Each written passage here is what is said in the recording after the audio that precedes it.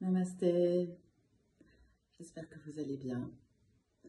J'avais envie de vous parler un petit peu de la formation de Yin que je vais démarrer le week-end du 16-17 novembre, donc dans pas longtemps.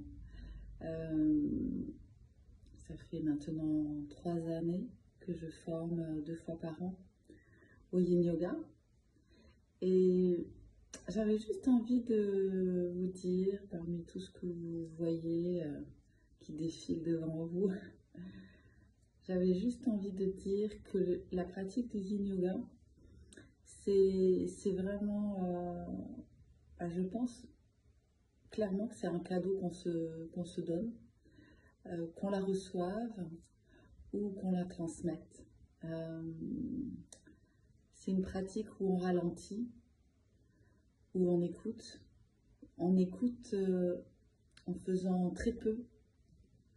Dans les pratiques dynamiques, on écoute aussi, mais on fait beaucoup. Et ce ralentissement, il est nécessaire. Il est nécessaire pour le corps, il est nécessaire pour l'esprit. Il permet de prendre conscience de ce qui est là à l'intérieur de soi. Il nous donne la possibilité d'observer, de se détacher, de transformer, de voir plus clair. Et chez moi, j'ai cette fleur-là, même si je n'achète plus trop de fleurs, parce que voilà, elles sont coupées, mais je me disais, si je devais donner un symbole de cette pratique, je choisirais clairement une fleur, qui apparemment plaît à beaucoup de monde, parce que la fleur, alors bon, le lotus dans le yoga, mais ça symbolise la beauté, la grâce. C'est pour moi aussi ce mouvement que doit faire chaque plante, c'est de vraiment descendre vers la terre pour pouvoir monter. En plus, elle a une tige très très longue qui était cassée par un animal. Mais voilà, j'aime bien cette image-là.